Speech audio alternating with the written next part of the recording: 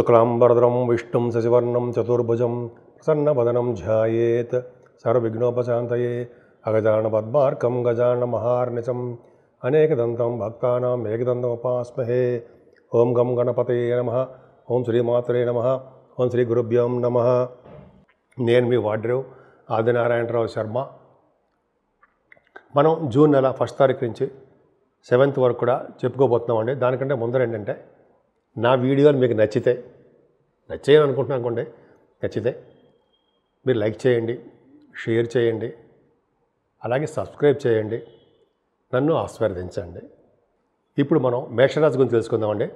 1st June నుంచి 7th June వరకు, June నెల మాసంలో, జ్యేష్ఠ మాసంలో మీకు మనకి ప్లానెటరీ పొజిషన్ అంతా కూడా ఎలా ఉండబోతోంది తెలుసుకుందామండి.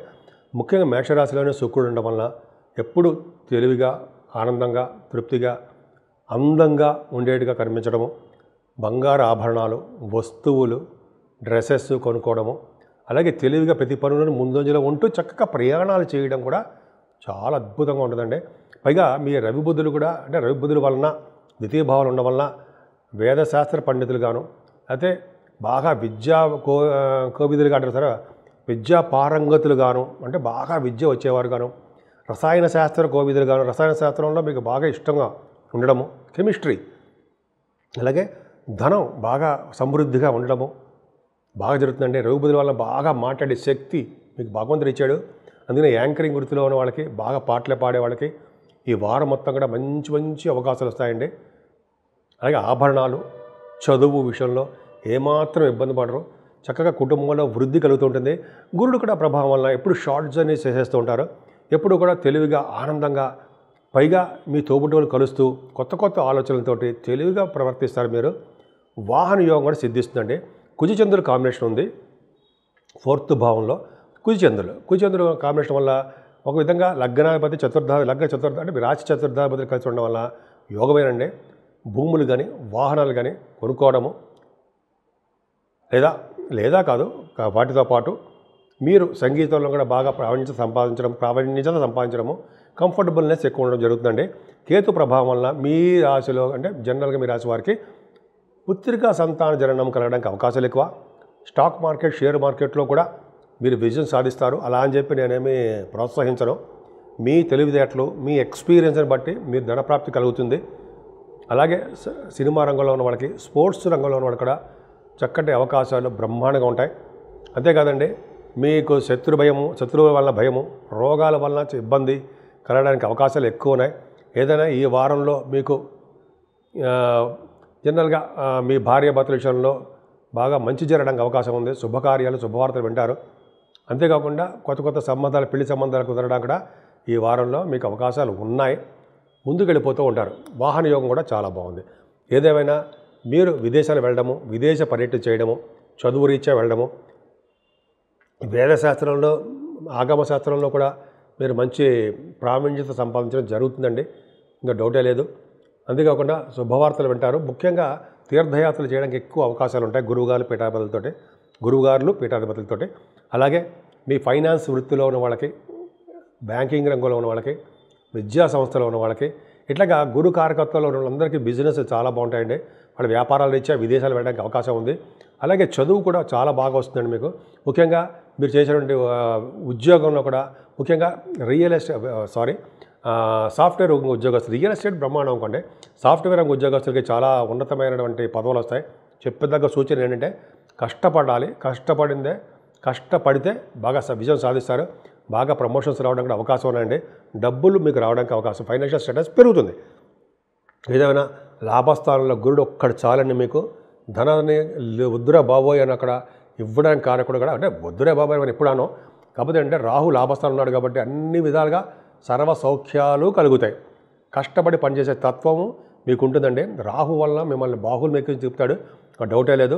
ముఖ్యంగా విదేశ పర్యటనలు చేస్తుంటాడండి. వ్యాపారాభివృద్ధి కలిగిస్తుంటాడు.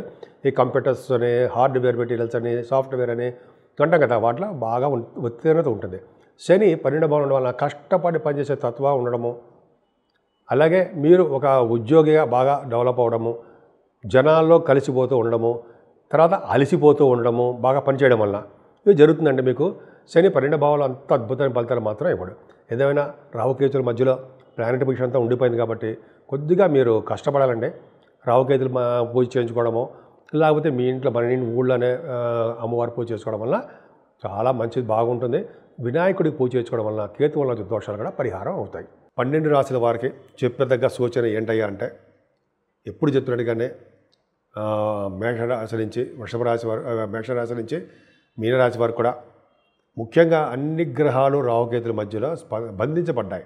అంటే విపరీతమైన రాజయోగాలు కలగవు, కొద్ది చిన్న ఇబ్బంది కలుగుతూ ఉంటాయి. కాబట్టి మనం సర్పదోషం, మనం అంటే అన్ని రాశుల వాళ్ళు సర్పదోషంలో ఉండిపోయాం. అందుకని చాలా పోట్లాట్లు, తగాదాలు, మనస్పార్థలు, చికాకులు, కోపావేశాలు ఇవన్నీ ఉన్నాయి కదా, అవన్నీ తగ్గిపోతాయి. రాను అవన్నీ తగ్గడానికి అవకాశాలు ఉన్నాయి. అందుకనే కాళహస్తిలో కానీ దగ్గర ప్రాంతంలో ఎక్కడున్నా సరే రాహుకు పూజ చేయించుకోండి సుమా. రాహుకేతువులకి పూజలు ఖచ్చితంగా చేయించుకోవాలండి. అంతేకాకుండా అమ్మవారిని పూజించడం వల్ల రాహు కంట్రోల్లోకి వస్తాడు, వినాయకుడిని పూజించడం వల్ల కేతువు కంట్రోల్లోకి వస్తాడు. చూసారా, కుజుడు మరి ఆయన పూజించడం వల్ల సర్వదా సౌఖ్యమే. సుబ్రహ్మణ్య స్వామిని పూజించడం వల్ల కుజుడు కూడా మంచి బలవంతుడైపోతాడు. కాబట్టి ఇవన్నీ చాలా సర్వసాధారణంగా మనం మీ దేవుడు, ఏ దేవుడు మీకు ఇష్టం ఉంటే ఆ దేవుడిని పూజించడం మంచిదండి. దత్తాత్రేయ స్వామి వారు కానీ, దక్షిణామూర్తి గారు కానీ, శివుడు కానీ మీకు చాలామంది ఇష్టం కదండి. పూజలు చేసుకోవడం. సరస్వతి అమ్మవారండి, మర్చిపోతుంటాం మనం. సరస్వతి అమ్మవారి పూజలు చేసుకుంటే ఆవిడ నాలుక మీద నాట్యం చేస్తూ ఉండమని, బ్రహ్మదేవుడిని ముఖ మీద వర్చస్సు పెంచమని మనం కోరుకుంటూ ఉండాలట. అందుకని అమ్మవారిని పూజ చేసుకుంటే నాలుక మీద నాట్యం చేస్తుంది ఆవిడ. అంటే నాట్యం చేయడం అంటే మన పలికే పలుకులు అద్భుతంగా ఉంటాయన్నమాట. అందుకనే సరస్వతి అమ్మవారిని ఎప్పుడూ ఎట్టి పరిస్థితుల్లో మర్చిపోకూడదు, మనం పూజ చేసుకోవాల్సిందే. అంటే విద్యార్థులే కాదండి, మంచి అందరికీ ఉపయోగపడుతుంది అన్నమాట. సో అన్ని గ్రహాల, అన్ని రాశుల వాళ్ళకి సర్వశుభాలు, సర్వసౌఖ్యాలు కలగాలని, అన్ని సందర్భాల్లో కూడా మీరు సంపూర్ణ ఆరోగ్యవంతులుగా ఉండాలని, ముఖ్యంగా అది కావాల్సిందే ఆరోగ్యం. అలాగే భార్యాభర్తల అనురాగం, ఈ రెండు ఉండాలని చెప్పి ఉంటాయని నేను మనస్ఫూర్తిగా కోరుకుంటున్నాను. 12 రాశుల వారికి చెప్పదగ్గ సూచన ఏంటయ్యా అంటే, ఎప్పుడు చెప్తున్నట్టుగానే మేషరాశి నుంచి వృషభ రాశి వారు, మేషరాశి నుంచి మీనరాశి వారు కూడా ముఖ్యంగా అన్ని గ్రహాలు రాహుకేతుల మధ్యలో బంధించబడ్డాయి. అంటే విపరీతమైన రాజయోగాలు కలగవు, కొద్ది చిన్న ఇబ్బంది కలుగుతూ ఉంటాయి. కాబట్టి మనం సర్పదోషం, మనం అంటే అన్ని రాశుల వాళ్ళు సర్పదోషంలో ఉండిపోయాం.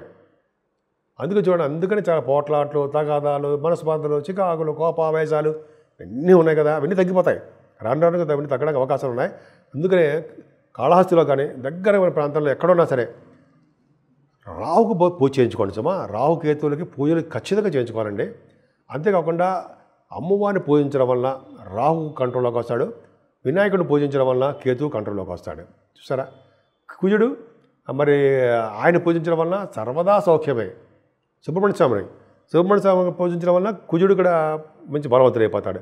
కాబట్టి ఇవన్నీ చాలా సర్వసాధారణంగా మనం మీ దేవుడు, ఏ దేవుడు మీకు ఇష్టం ఉంటే ఆ దేవుడిని పూజించడం మంచిదండి. దత్తాత్రేయ స్వామి వారు కానీ, దక్షిణామూర్తి గారు కానీ, శివుడు కానీ మీకు చాలామంది ఇష్టం కదండి. పూజలు చేసుకోవడం. సరస్వతి అమ్మవారండి, మర్చిపోతుంటాం మనం. సరస్వతి అమ్మవారి పూజలు చేసుకుంటే ఆవిడ నాలుక మీద నాట్యం చేస్తూ ఉండమని, బ్రహ్మదేవుడిని ముఖ మీద వర్చస్సు పెంచమని మనం కోరుకుంటూ ఉండాలట. అందుకని అమ్మవారిని పూజ చేసుకుంటే నాలుక మీద నాట్యం చేస్తుంది ఆవిడ. అంటే నాట్యం చేయడం అంటే మన పలికే పలుకులు అద్భుతంగా ఉంటాయన్నమాట. అందుకనే సరస్వతి అమ్మవారిని ఎప్పుడూ ఎట్టి పరిస్థితుల్లో మర్చిపోకూడదు, మనం పూజ చేసుకోవాల్సిందే. అంటే విద్యార్థులే కాదండి, మంచి అందరికీ ఉపయోగపడుతుంది అన్నమాట. సో అన్ని గ్రహాల, అన్ని రాశుల వాళ్ళకి సర్వశుభాలు, సర్వసౌఖ్యాలు కలగాలని, అన్ని సందర్భాల్లో కూడా మీరు సంపూర్ణ ఆరోగ్యవంతులుగా ఉండాలని, ముఖ్యంగా అది కావాల్సిందే ఆరోగ్యం. అలాగే భార్యాభర్తల అనురాగం, ఈ రెండు ఉండాలని చెప్పి ఉంటాయని నేను మనస్ఫూర్తిగా కోరుకుంటున్నాను.